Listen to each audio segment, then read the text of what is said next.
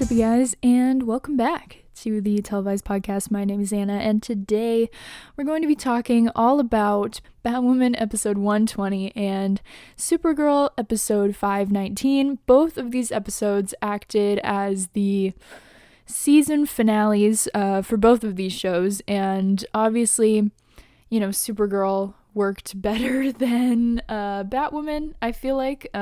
Just in my opinion, as a season finale. And obviously, it's not really a fair comparison considering. So they still had, quite a bit of airtime left and a lot of, things that they could have wrapped up and stuff. So it definitely, I'm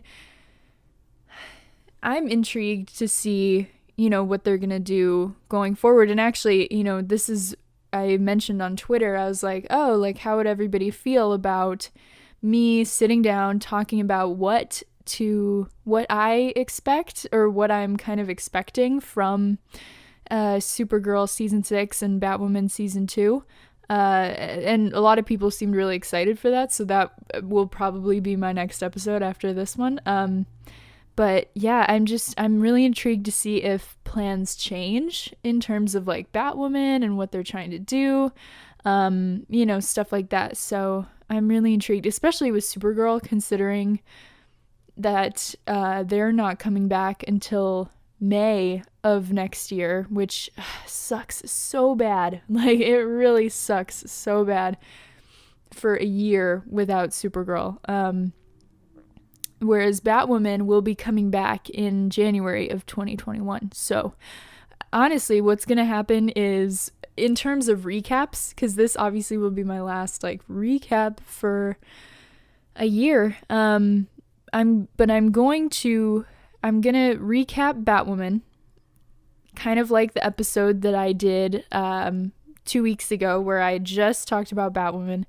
I'm going to do that in January 2021 because I know by then I will miss you all so much. Recapping, I won't be totally gone. But I won't be doing my weekly recaps, talking about the show, and I'm going to miss it by then. So that's what's going to happen. And then I'll pick up Supergirl, presumably once Batwoman is over, whenever it picks up mid-season, I will then combine them again. Just because really, I like talking about Supergirl more than I like talking about Batwoman. I don't know why. It's just because Supergirl's my favorite thing ever. So I'll probably, once Supergirl comes back, the episodes will go back to being combined. But I will be doing the solo Batwoman recaps. But anyway, so on to Batwoman. So they kind of start the episode with, and I'm not going to go super in deep, but I have to make this joke.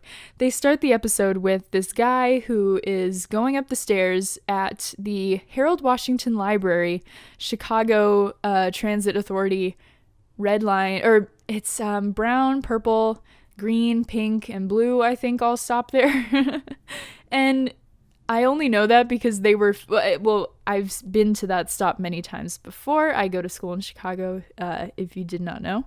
And they film parts of Batwoman in Chicago because, of course, Chicago is Gotham because it's a hellhole, but no, it's not. It's a good city. But I just thought it was so funny. Because this guy goes up these stairs that I've been up a million times, and he's got these two machetes, and he steps onto the CTA, what is supposed to be the Gotham Transit Authority, but it's, the CTA. And I'm like, this is just regular CTA stuff. This is just what you see on the CTA. That's just what you see. That's just what you see. That's not even the weirdest thing I've seen on the CTA. But anyway, so this guy, apparently he was a football player and got beat up in the head so much that it destroyed the part of his brain that feels pain. So he's kind of indestructible, honestly. He's not indestructible. Obviously you can kill him, and that's what Jacob Kane does to him at the end of the episode, but he very much, like you can't stab him and he won't falter. You know what I mean? Like it has to be a fatal blow to kill this guy, which is so interesting. So we also find out during this episode that the crows have an app, which is really interesting, because it's kind of like, the crows are a little less exclusive. It seems like Jacob is trying to be a hero now. Like he's trying to make the crows like the heroes of Gotham. Like he's trying to dissuade people from pushing the bat signal. But yeah, so I don't know. It's really interesting. And also it's really funny.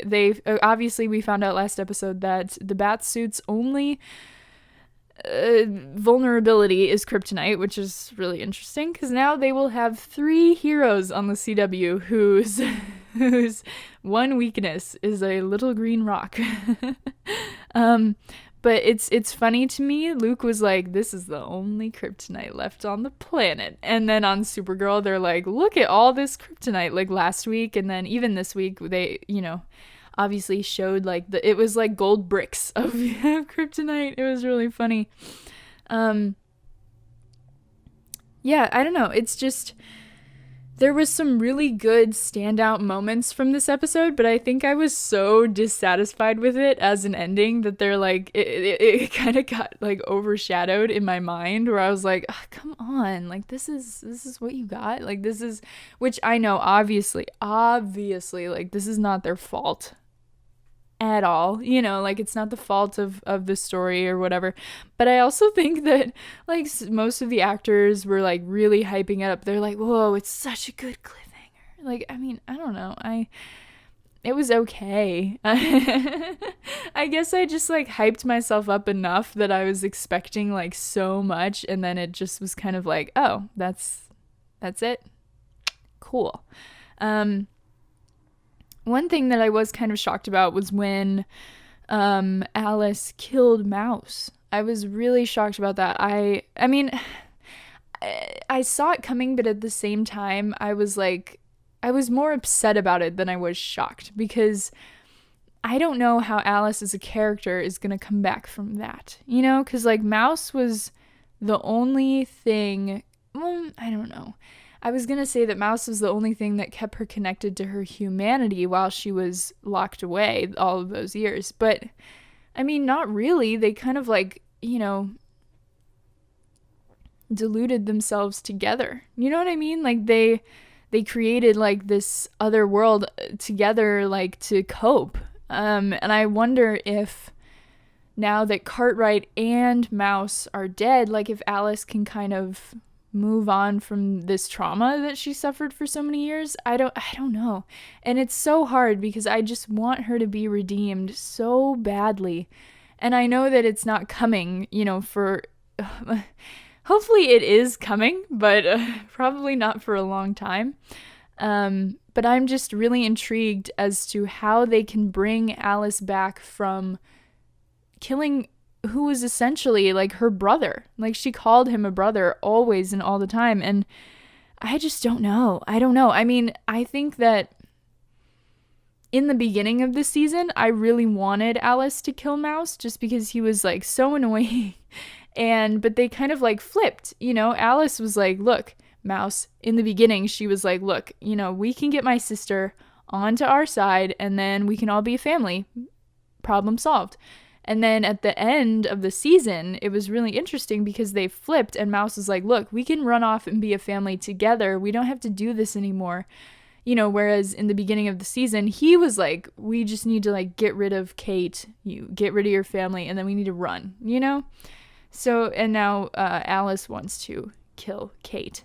I don't know. I'm really intrigued to see, what happens if they change any of their original plans, due to this shutdown and everything. Like maybe they'll, rework the last couple of episodes that they were supposed to do. I have no idea. Like I said, I'm going to kind of try to do a whole episode about kind of what I want to see, what I think we might see. Definitely look into comic storylines, especially for Sophia. That's really an interesting character that I'm excited about, that Julia finally told to Sophie, which I was really happy about.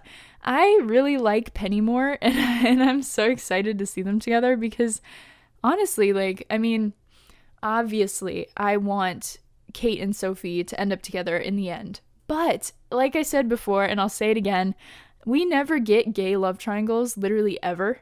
Especially ones that, you know, you kind of are torn between the two. And, I mean, you know, yeah, so we just, like, never get them. So I want to see this love triangle kind of, like, fully realized. And I'm really excited just to see, you know, what is going to happen between the two of them, because I don't know, I would like this romance to kind of go on for a while, just because I like to see Kate be jealous, and I'm just really intrigued by the feelings, and especially because I think that for Sophie, she needs someone different to be like her first out relationship. You know what I mean? It's kind of like the thing where like, she can't end up with her first, you know, like her first girlfriend that she ever had that she was in love with, you know, just yet. You know what I mean? Like, she's got to experiment some more and figure herself out some more. Because yes, she's accepting herself now and she's being fully honest with herself, but I don't know if she's there yet, you know? So I think that having this relationship with Julia can teach her as a character so much, and we could probably just, you know, watch her grow over the course of this relationship that she has with Julia. I don't know, I'm really excited to see it. I don't know. I'm excited to see what happens. But I really do enjoy their scenes together. I think Christina and Megan have such incredible chemistry, and I loved it. So good. Another thing that I did want to mention was, of course, Mary Hamilton was another standout from this episode. I say that like every week, but I love her. She's so good, and Nicole Kang does such an amazing job portraying Mary. And it was really interesting to see her kind of like come full circle from the beginning of the season to now the end, where, you know, in the beginning she was so, you know, she was the party girl who was so dependent on the crows and everything like that. And then to the end of the season, for her to stand up to Jacob Kane and say, listen, you need to work with Batwoman because I don't think you're a hero. And if your own daughter doesn't think you're a hero, then, who else is going to think you're a hero? You know, like, if even I don't think you're a hero, then nobody else will. So I thought that was really interesting. It was such a good moment for Mary. God, it was so good. It was so good. So the cliffhanger of the finale was that Alice turned Tommy into Bruce Wayne, which is really interesting. I don't know. I just didn't think that we would see Bruce Wayne, because this is the first time we've seen his face, right? Yeah, this is the first time we've seen Bruce Wayne's face, like CW Bruce Wayne. Like, this is the first time.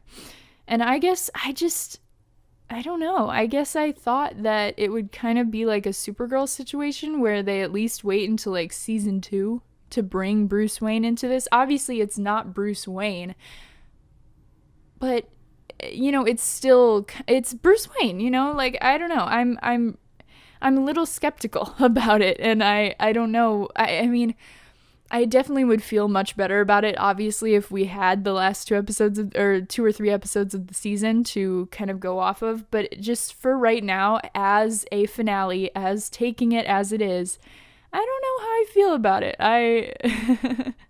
I just didn't think it was that massive of like a cliffhanger where it was like, oh my God, Bruce Wayne. Because I was like, Bruce Wayne, like, because I'm at the point again where it's like, this is Kate's show. You know, kind of like where with Kara, I was really hesitant to see Superman on her show because I was like, this is Kara's show. You know, we don't need her to be overshadowed on her own show.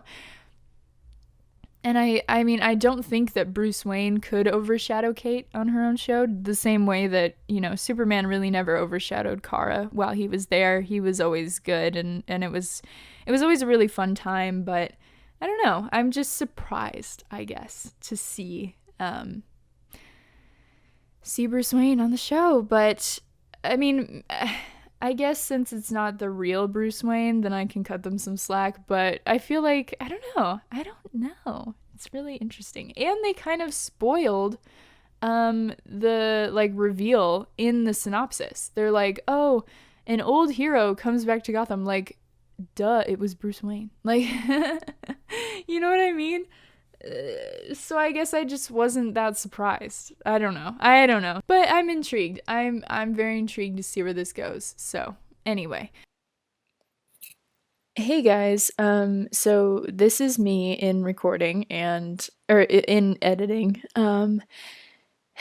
And I just saw the news about Ruby Rose, which is so upsetting, and just I I don't even know how to feel. Like, it feels like a cold bucket of water just got dumped on my head.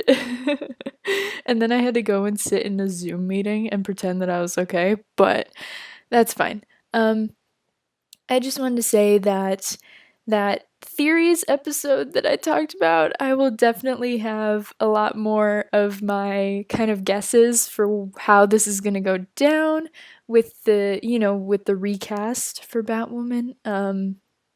I can only hope that, the show will continue without her. It, it seems from the reports right now that it was her decision and she quit. But obviously we'll see. Maybe next week we'll have some more information. Who knows? But at this moment, I'm just really upset, and I do hope that everyone in the cast knew and that they didn't have to find out via Variety or Twitter or something.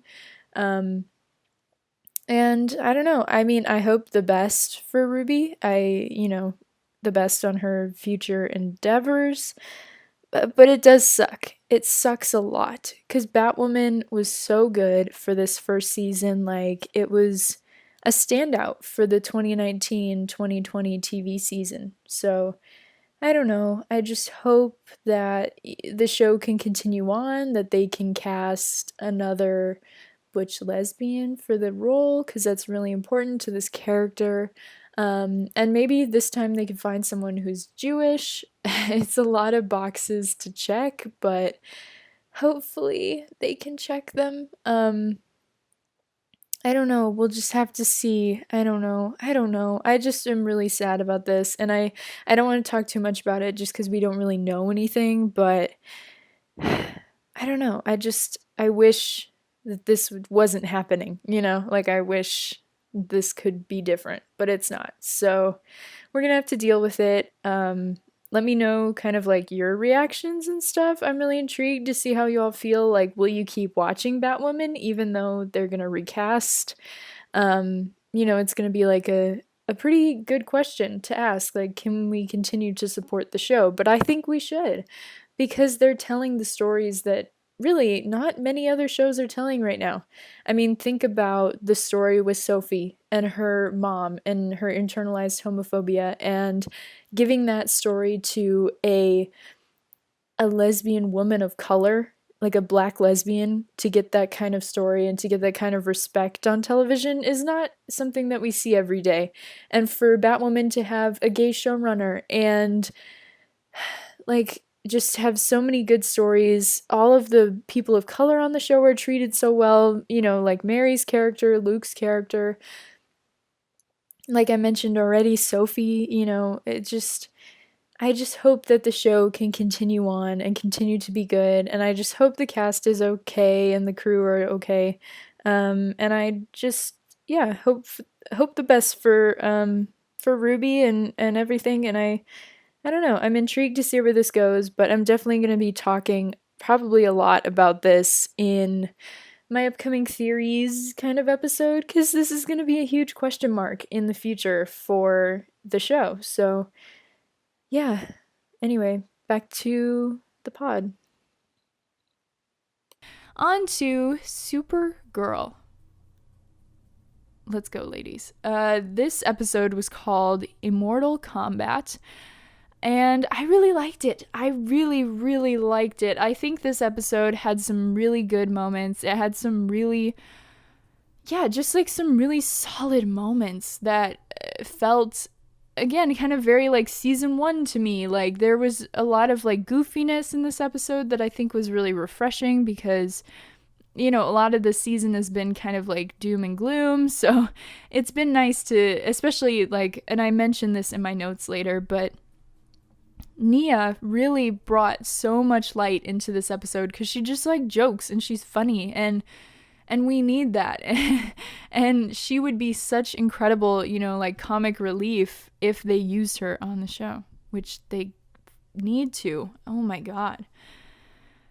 So anyway, though, this episode, it was called Immortal Kombat. And yeah, I'm really, excited to talk about it. So here we go. Gemma brings Lex to the new Leviathan location, and upon setting foot on the ship, he actively starts choking and basically just dying. Like it's some kind of like radiation force field thing. And but Ramakan, he's like, I refuse to disable the shields, period. I don't care. As long as this guy, Lex Luthor, knows where our ship is, then he's gonna get choked. But Gemma's like, here's this little pin, and it will protect you from the shields. So now they're going to use the kryptonite to slaughter Supergirl. And we see that there's not only Ramakan who can bend and is connected to the Earth, there's 2 other unnamed people. And they are connected to wind and fire, which I was like, oh my God, earth, wind, and fire. So that's what I'm going to call them. And Nia makes a joke about it later. I was like, oh my God, we're on the same wavelength, girl. Like, so they decide, these earth, wind, and fire, they decide they're going to go slaughter Supergirl, like right now. They're like, we got to go. Like, we need to go and make sure she doesn't ruin our plans. See ya. And so we pick back up with Kara and Lena from the end of the last episode, and it's so funny how I thought that Supergirl would like let them talk and all this stuff, but no, like we pick up immediately after Lena is let into the apartment. She's like, thank you so much for letting me in, and Kara's just like really cold still. And she's basically like, I just want to focus on business. We need to focus on stopping Leviathan. I don't want to talk about the past. Let's move forward and stop these people together. Like, that's what we need to focus on right now. And so Alex, Nia, Jean, and Magan bust into Kara's apartment, and they've got literally all of their weapons pointed at Lena. But Kara steps right in front of her and is like, whoa, guys, stop. And Alex is like, but you texted 911. And Kara's like, but not about her. And I love that Kara physically put herself in front of Lena, because then it is paralleled later in the episode. And it's just so fun to see all these characters in one place. And God, I want Magan to be a regular next year. Get rid of Willie. We don't need him. He's super boring and stupid. Let's have Magan. Let's have Magan. I think she's so wonderful. She's such a good character. And she's just so good. I just love her. And I want her to be on the show for, the foreseeable future. I would love that. And I understand why they sent her away in the first place, but I don't know why they would, I don't know what excuse they could come up with this time to send her away, she's like, yeah, they're solving those issues on Mars. I just came to help out. So I would love if they would make her a regular, for season 6. That'd be so good. Not that they need any more characters, because they don't. But if they could get rid of a few, then it would be wonderful. And I think she would make a really cool addition to the team. But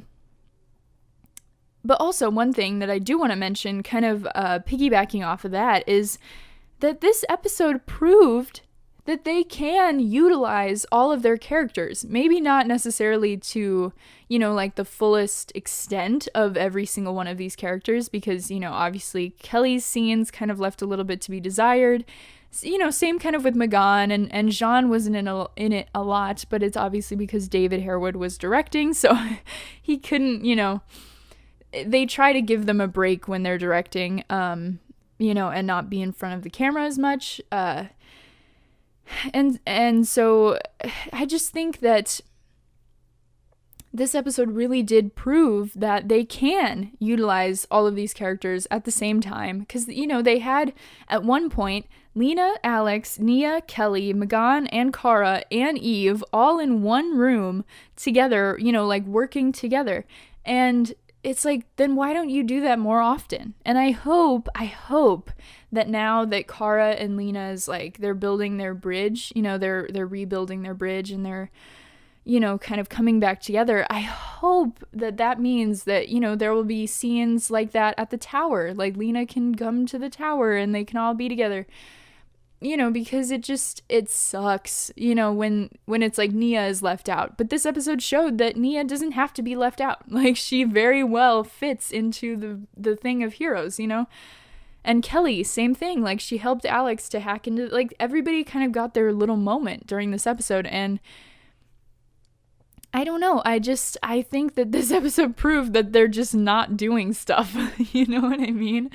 Like, they've got ample opportunity to include all of these characters, but they just don't. And it's ridiculous. Yeah, but anyway, so it's Jean and Megan. They decide to create a diversion, because Ramakan can just, like, sense Kara wherever she is. So they're like, well, what if we, you know, shapeshifted into you? So they're, like, being goofy in the mirror. It was such a funny moment. I love when things like that happen, because I love to see Melissa play Kara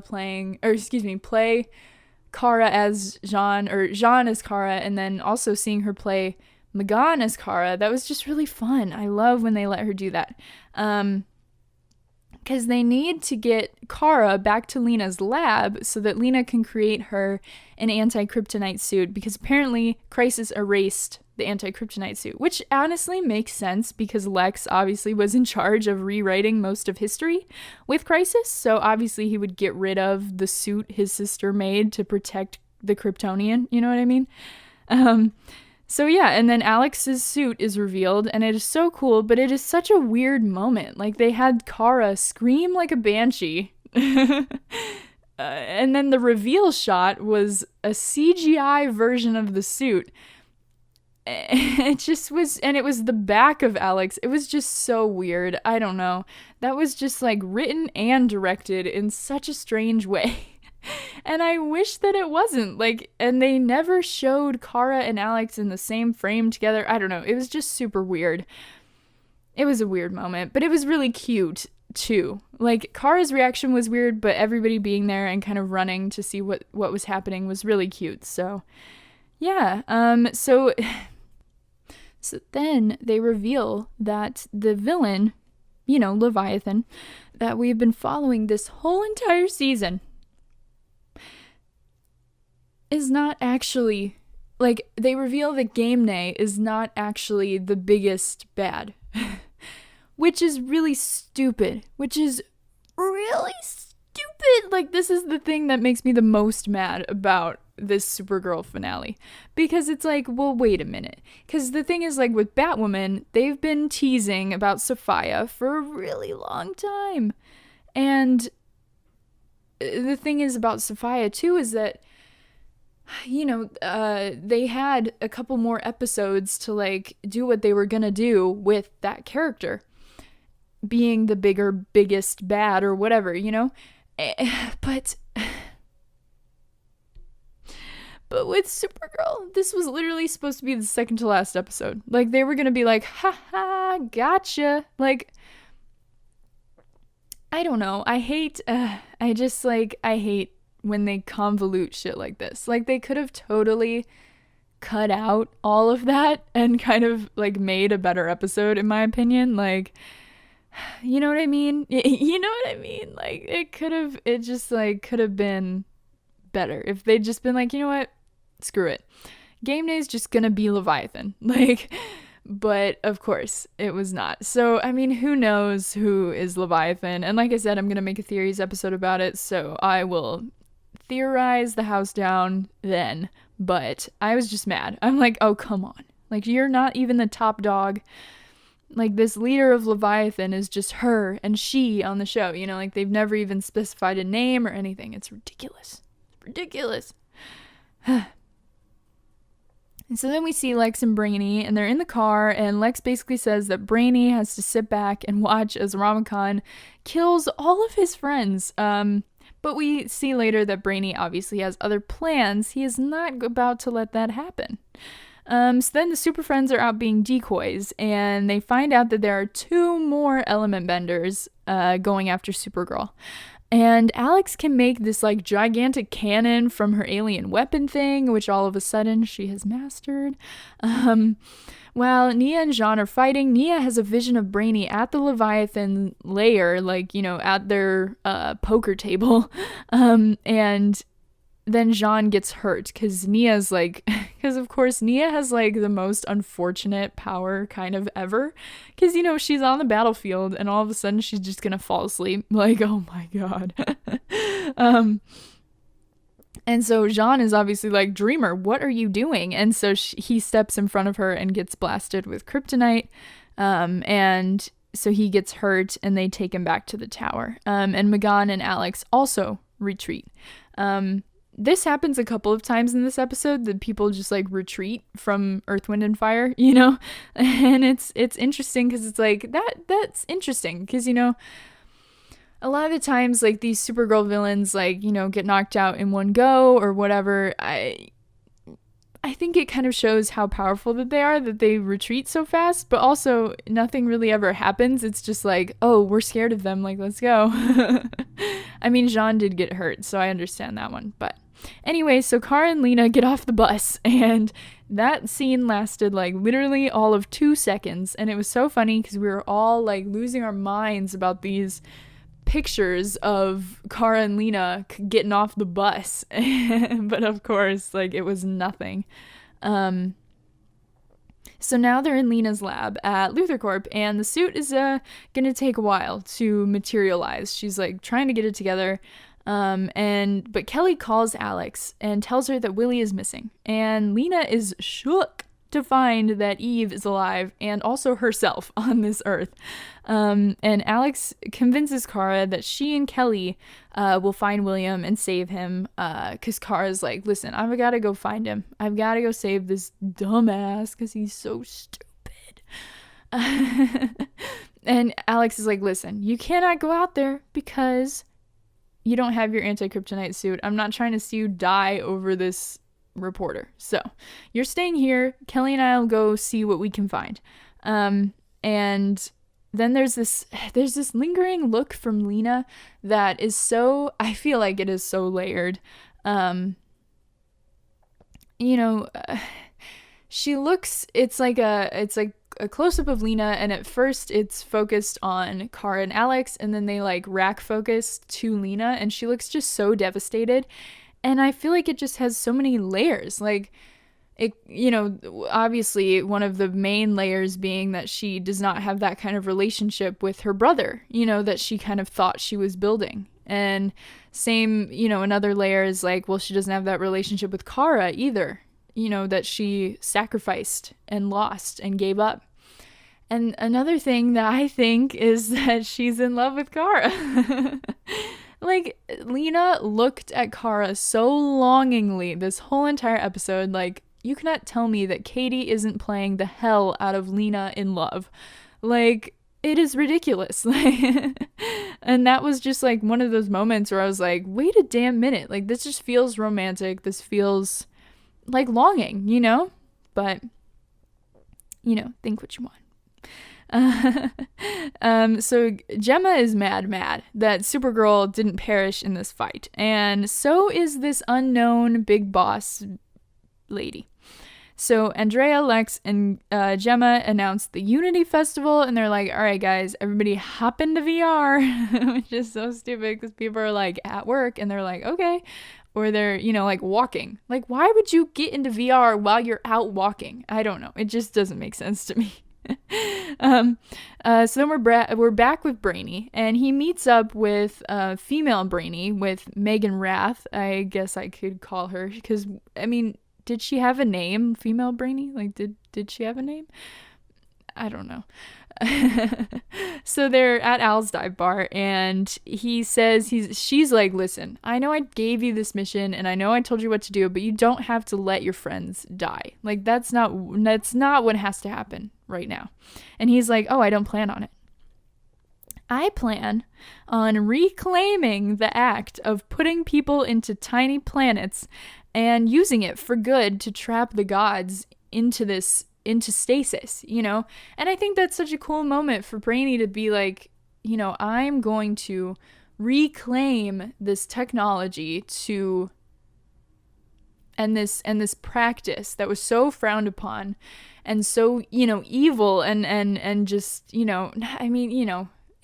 wasn't good. And I'm gonna save the world with it. I loved that. It's kind of like same thing with Win, like they let him reclaim Toyman and like, stuff like that. So I don't know. I have this kind of idea for the finale where Kara and Lena would reclaim Myriad to like save everybody. But obviously, like, now that Leviathan is dead, like, the person that they're after is Lex. So, I don't know. We'll see. I think that'd be really cool, though, because it obviously is, like, a sore spot for the two of them. And, Kara would be reclaiming, like, the season's, like, obviously some kind of underlying theme here is, like, reclaiming the things that were evil or done, in the name of bad vibes and making them good. And so that'd be really interesting to me. I just kind of thought of that on the fly. But female Brainy puts out that he'll die if he does this. If he goes into that ship and uploads them into this tiny planet bottle, he'll die. That's it. He'll die. And he's like, I know. And he basically says that his friends and this planet are worth dying for.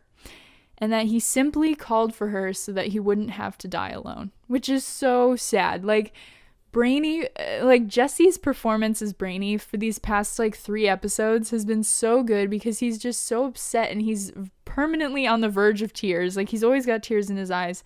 And the, like, resignation on his face when he said that he just simply didn't want to die alone, like, it literally made me cry. Like, this morning I was rewatching this episode and I literally shed a tear over that moment because Jesse is just so talented and Brainy is one of my favorite characters on the whole show. And if he doesn't make it, I'm gonna riot. Like, I'm gonna riot. Oh my god.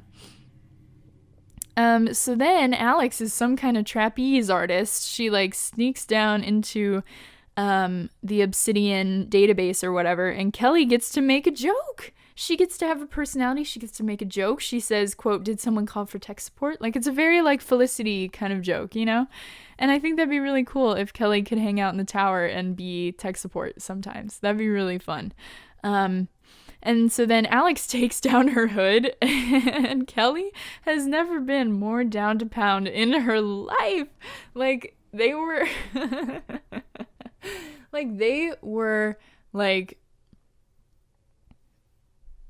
They were H-word on main, like, like the two of them, like if there were not more pressing matters at hand, Kelly would have gotten what she wanted. And that was so fun to see because it, a lot of the time, especially on Supergirl, like especially compared to like Batwoman, all of Kelly and Alex's kisses have always been like super, super vanilla, all clothes on, it like there was that one time that Maggie and Alex were making out and they both had tank tops on and they were in bed, and I think that's the most like scandalous the show has ever gone.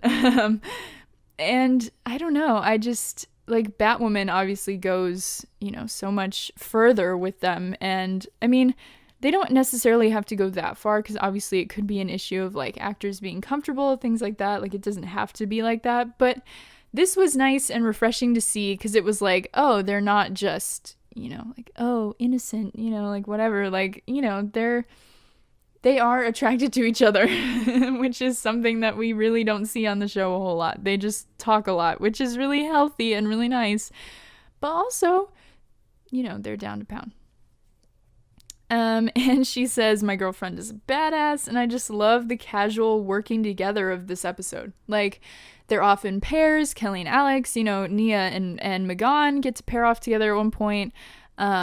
Brainy and female Brainy, they get to pair off together. Kara and Lena are paired off together. Like it's the classic idea of that works so well, where you have an episode where all of your characters are working together, but you pair them off in twos to obviously make it like easy, and then you get interaction. It's how Legends of Tomorrow works. Like they obviously are working as a whole team, and they have a lot of scenes where it's all of them together, but they pair them off in twos to make it, obviously, like, people get enough screen time and people get enough lines and to push the story forward, because they're all doing something different.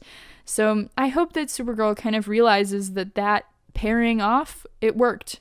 It worked really well, especially because they're seeming more like an ensemble show than anything right now, with how many characters they have. So hopefully they realize that really, really worked, because it did. It worked really well. And so Kelly is like, oh, shoot, Eve's location is encrypted. So Alex is like, okay, well, we better call Lena. And so that's another thing, too, is like, I love that Lena was kind of like easily incorporated into the team. And I would love to see that. I want to see her in the tower on comms, like with Kara and with Alex and stuff, so that they can all work together. Because obviously she's a world-saving genius. Like, why not utilize her and make her a part of the team? So Kara and Lena finally get to talk things out. Lena says that the two of them tracking Lex right now through Eve is just like Kaznia, which, again, if you've watched my Supercorp episode, it's one of my favorite episodes for Supercorp. So the fact that they brought that up made me really giddy. And it's such a moment of desperation from Lena in the tense silence of the room. And you can see that she just kind of like wants to get back to normal. She's like, I realized my mistake. Like, I just want my friend back. Like, I just want us to go back to Kara and Lena. And I want to bring up the good times that we had. Like, she didn't bring up any of the negative things that happened in Kaznia, because obviously, Kara was very deceptive in Kaznia. And obviously Lena has bad memories of things associated with Kaznia, but she brought it up anyway, because she was like, you know what, let's like find common ground here. But it doesn't work. She's like, Kara's like, listen, I told you I don't want to talk about the past. And Lena's like, look, you can scream at me if you want. I know I deserve it, which was so heartbreaking, because we just talked about last week how, Lena is an abuse victim, and Lex just screamed in her face last week. And that was really upsetting, So, I don't know. That was really upsetting to me to hear her say that line. But then, so Kara finally snaps, and she doesn't really scream at Lena, but she just kind of like raises her voice because she's so frustrated. She talks about all the stuff that I mentioned last week, about the stealing, the manipulation, the kryptonite, everything. Kara says that she made, quote, one mistake, which is definitely downplaying it a lot. But, and you can tell that Kara is she's still ice cold in this moment, because she's just still trying to protect herself. Because the last time that Lena, offered an olive branch, it ended up in the stealing, the manipulation, the kryptonite, the lying, all of that. And so Kara is still very hesitant. She can't bring herself to trust Lena just yet, just to get let down, And, so, because she's just kind of like waiting for the moment where Lena hugs her and then just like stabs her in the back, you know what I mean? So she says, protecting people is what I do. You should know that by now, when she decides that she's going to go save Willie, even though her suit is not done. And then Lena says that I'm going with you, which is such a protective wife moment. I loved it. So now we're with Willie and Eve, and she shoots him, she just shoots him.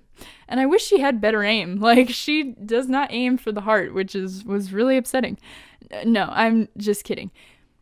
We don't need any more people of color to die on Supergirl. But I'm just so sick of him, and he's so stupid. Like, everything he says in this episode is stupid. He's like, yeah, when you get kidnapped, that means you're doing something right. Like, shut up. You're so stupid. Shut up. But so Lena uses the portal watch while Kara flies in, and it's just like superhero girlfriends. Like, this is like so cool to watch them work in tandem, because we never, I mean, you know, every interaction where Kara was working with Supergirl, or excuse me, when Lena was working with Supergirl, it was always tainted, obviously, by the secret and by the rift between them and stuff. So it's really cool to see them work together. You know, everything's on the table. It was really cool. So William has his whole titties out. He's tits out. And Kara shoots her heat vision to cauterize his wound. And somebody pointed out on Twitter that it's exactly how Lena died in the 100th episode from Rain's heat vision. And it's like, whoa, whoa, whoa, whoa, whoa. If you can cauterize a wound with your heat vision, but also kill someone, like, do you have control over it? Like, I just feel like that was a moment where I was like, okay, I see the double standard. Because, yeah, that was ridiculous. Because I'm like, dude, you can't have it kill somebody and then save somebody else. You know what I mean? Like, oh, come on. We love inconsistencies. But William says that he needs to tell Kara. He's like, oh my god, Kara Danvers.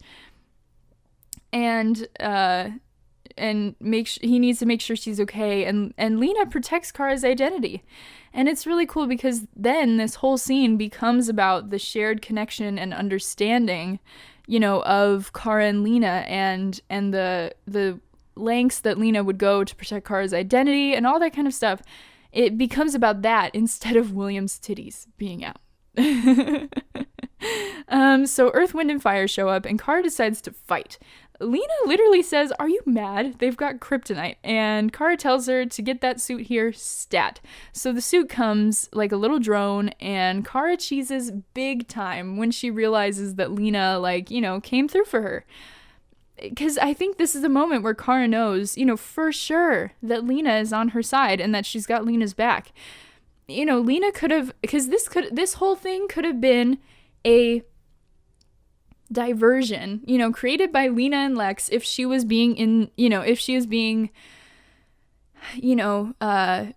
deceptive, if she was still working with Lex. This could have been a whole thing to lure Kara in a vulnerable position out to where Rama and the rest of them could kill her and, you know, just leave her for dead, and then take Eve and William, and then Leviathan can go deal with William. You know, that kind of, like, that could have been what happened had Lena still been working with Lex.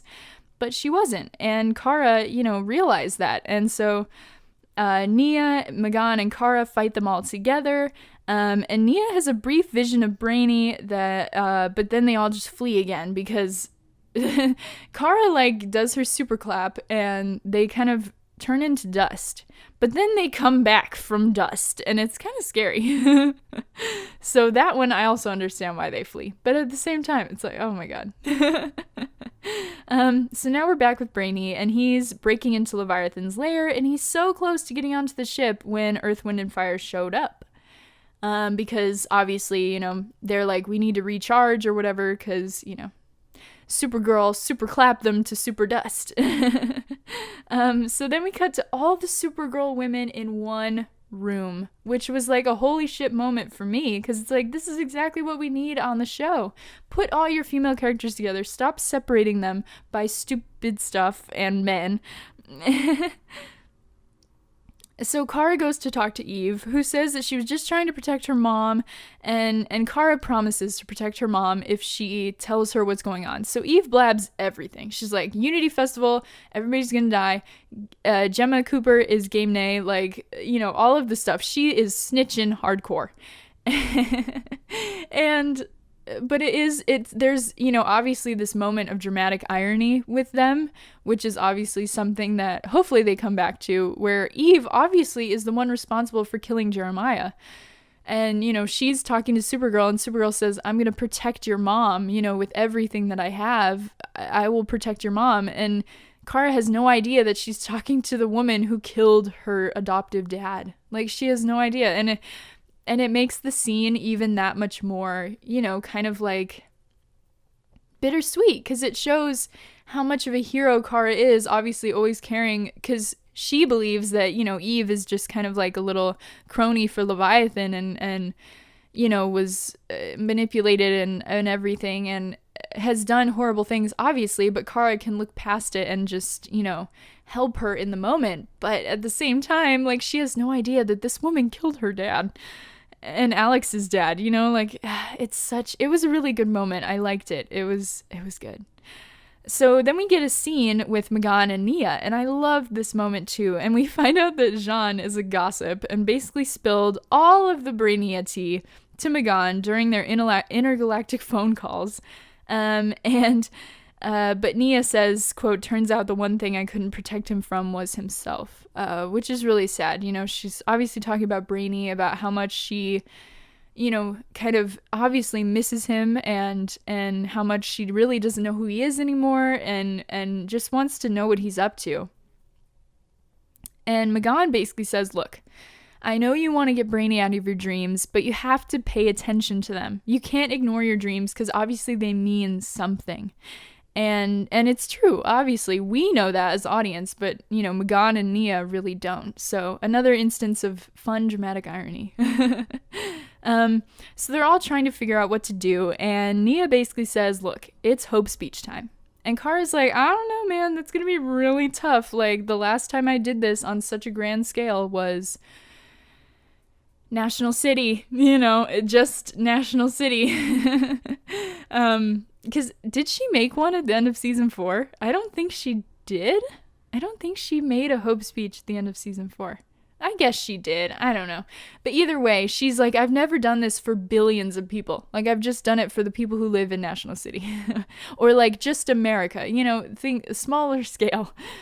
But Kara and Lena, at the exact same time, they say, "Well, if anyone can do it, it's you."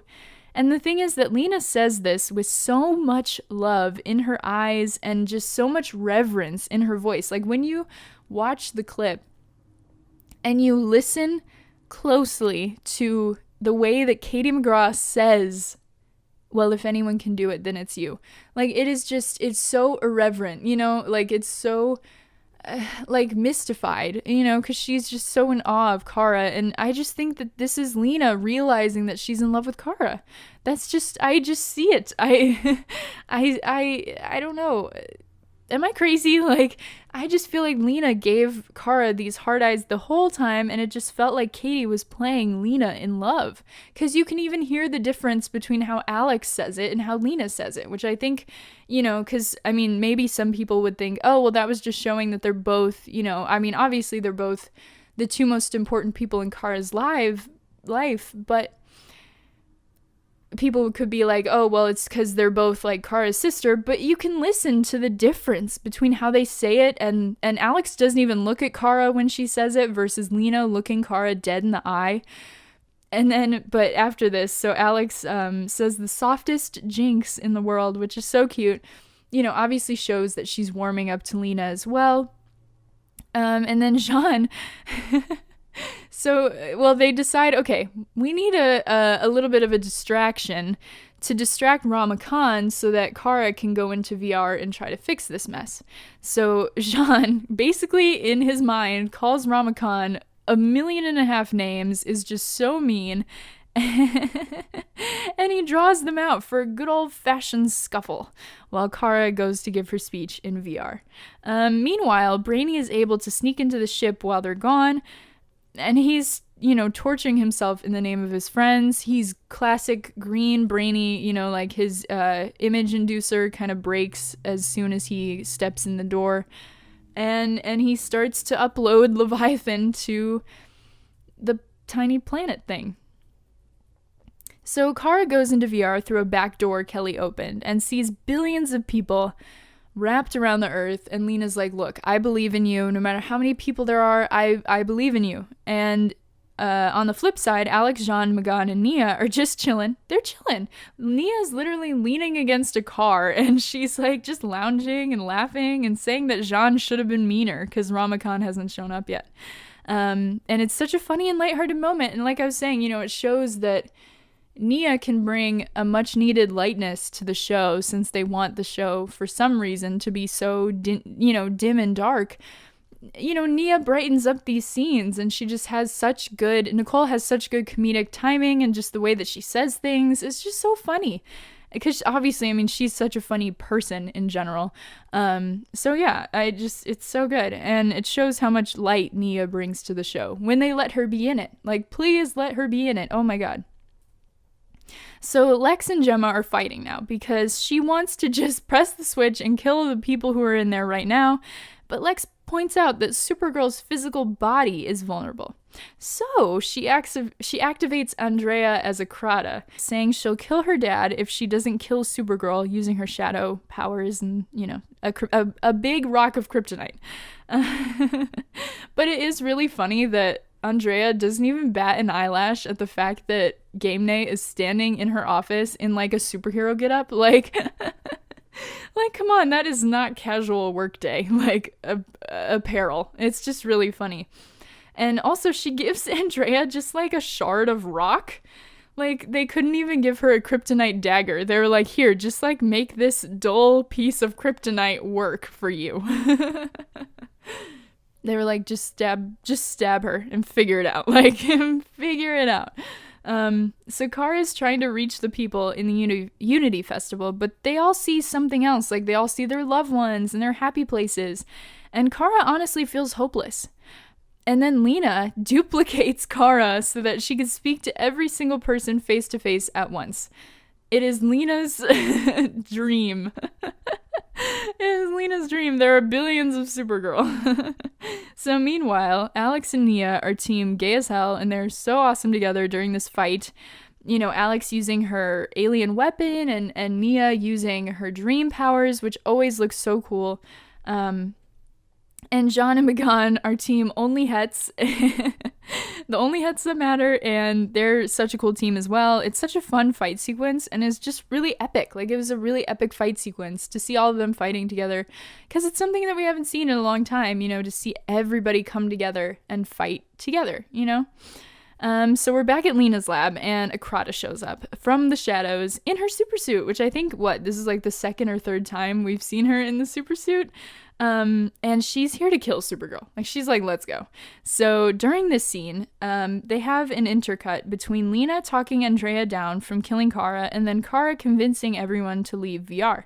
They're both talking about each other, basically, and what they've learned about pain and being human and hope and forgiveness, and it is so good, and it is so endgame. Like, literally, one of my friends who is not, like, she is not a Supercorp, she hasn't watched the show since season 2 or 3, she DM'd me and she was like, okay, I'll give you guys this one, like, this is romantic. I'm like, yes, it is. Like, it solidified them not only as the two, like, most important characters on the show, don't come for me, but just also as, like, having the same morals and the same goals and the same ideas, and that's like classic writing 101, when you have a character talk about something but that they're talking about something else, like, what is it called, like allegory, kind of thing.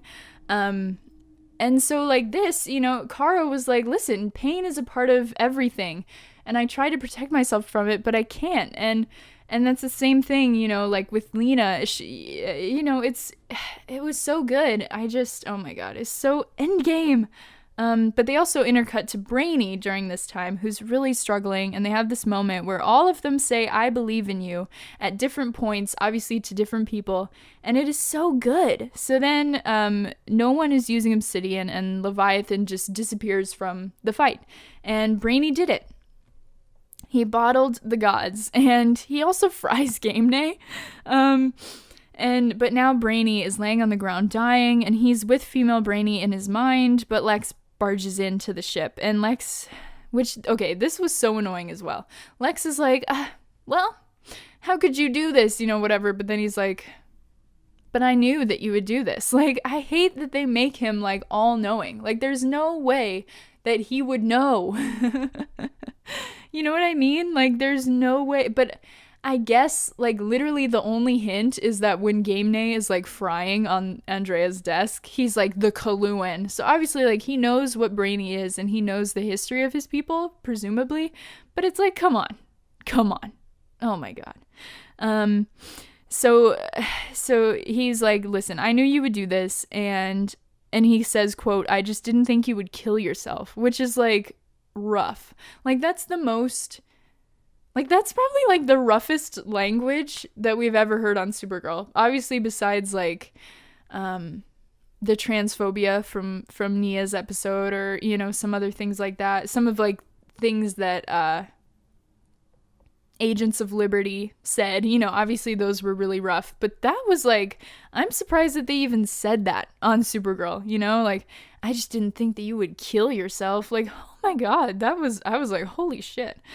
Lex means business. And Nia sees Brainy collapse in a dream, and she's like, okay, we gotta go save him right now. And then that's the cliffhanger. Like, we don't know if Nia saves him, which if she doesn't, then I'm gonna fight. I'm gonna meet Dreamer out back and we're gonna fight.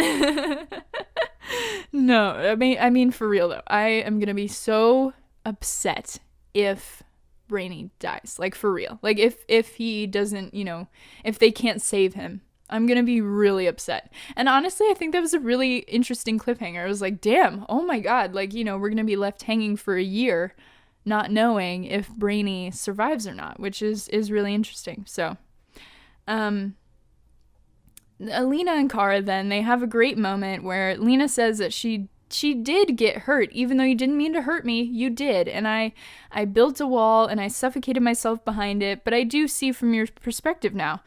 And Kara says, listen, I didn't want to let you in, and I still believe that you were kind of tricking me.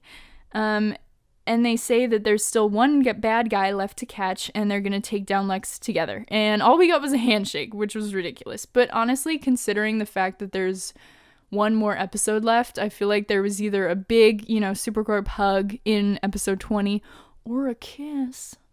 Hey, ladies. That's wishful thinking, but I do think it was kind of ridiculous that after all of that, all we got was a kiss. All we got was a kiss. I wish we'd gotten a kiss. No, all we got was a handshake. But one thing that I did want to talk about was a lot of people are like, listen, Kara rolled back on what she said, because in the premiere, and you can hear me talk about this if you go back to my Supergirl premiere recap episode, Kara says in the premiere when she's, you know, revealing that she's Supergirl to Lena, she's like, look, I did this. I convinced myself that I did this because I wanted to protect you, but really I just wanted you to see me as Kara Danvers, and I was selfish, and I was, you know, all of this. And obviously, you know, in this episode, Kara and Lena are fighting, and Kara's like, look, I did this because I wanted to protect you. That's all, you know. So people are like, why did she roll back on that? And listen, I'm not going to jump through as many hoops or whatever today, but I'm just going to put this out there and let y'all think about it, because I don't know. It makes a bit of sense, to me at least. I don't think it absolutely forgives it, because I'm still kind of mad about that. You know, the way that they treated that moment and that line and stuff. I'm obviously not very happy with what happened. Or, you know, like with them kind of rolling back on that moment. But we all remember the 100th episode. And in the 100th episode, you know, any other reality and any other time that Kara tried to tell Lena that she was Supergirl, she died. And I think that traumatized Kara a bit more than she really thinks. And maybe that's really the only image that she can't get it out of her head. You know what I mean? Like she's like, look, I was doing this to protect you, because she saw all the other realities where she told Lena, and Lena died in every single one of them. Or, you know, the one where they never met, where, you know, she, you know, was turned into Metallo. Like, she's like, listen, I did this to protect you, because she has greater knowledge that Lena does not. which is really interesting. So I don't know. I think it makes a little bit more sense when you take that into consideration, but it still, obviously feels like, well, what the hell? Like you rolled back on this. So I understand why people are mad about that, for sure. Also, we see the funniest thing I might have ever seen on Supergirl. So Game Nay's human form basically explodes, and it's literally so funny. The CGI for this, like, alien looks like Cynthia the doll from Rugrats. Like, her hair is crazy, like... It's just so funny. Like, oh my god. It's just so funny. Oh my god, it's just so funny. And I just can't take it. Oh my god. I was like, oh my god, what is that? So then in the final moments of the season, Lex brings his gods in a bottle to the place from season 4 where, he had those like chambers and he was gonna suck the life out of the aliens or whatever, like Rara came out of one of them. And Lillian is there. And people have said, what if Lillian is the leader of Leviathan? And it's like, well, that would be cool, because I've said it before, I'll say it again. They have not utilized Lillian Luthor to her full extent since season 2. Like, they just haven't.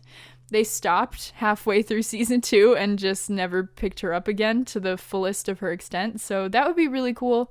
But like I said, I really kind of want to save theories for that other theories episode that I want to do. So that is it for me today, guys. Let me know if you think I'm crazy. Let me know if you think Supercorp is Endgame. I think it is. I don't know. I'm ready. And honestly though, this is genuinely something to think about. Like, the more noise we make during this hiatus that we have, the better chances we have at getting what we want. Honestly. Truly and honestly, that's what I believe. And, last night, or Sunday night, there was a Twitter moment created that said, like, fans are so excited about Kara and Lena's relationship on Supergirl. Like, that is good, and like people wrote articles about Supercorp being like the thing that people took away from the finale and stuff like that. So honestly, just like as much noise as we can make about Supercorp and about what we want on Supergirl, I feel like that's what we need to do during this time. Like, maybe start spreading the petition around again, like mail it to the CW, like mail the petition to the CW. Mail the petition to, Queller and whatever, all of the offices that they work in and stuff, because they obviously have to come back at some point. So email people, email the CW producers, email CW production offices, stuff like that. It works. It does.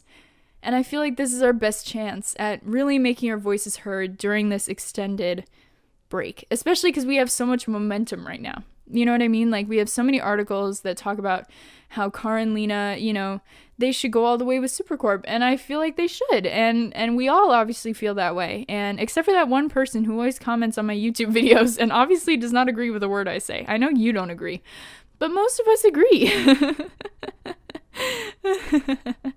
But anyway, I do hope you guys enjoyed this episode. I really enjoyed the 2 episodes, but like I said, I will be back with some theories next week. I don't know if it'll be Wednesday or Saturday. I used to do like my special episodes on Saturday. We'll see. Maybe I'll just keep it at Wednesday. I think I will, probably, just to give my week some structure. But yeah, so I hope you guys enjoyed. Let me know. Follow me on Twitter at Televised Pod. Let me know what you think. Leave me a comment below. Let me know, if you have any theories, because I might include yours in the episode. If I think they're really cool, I'll definitely credit you, everything.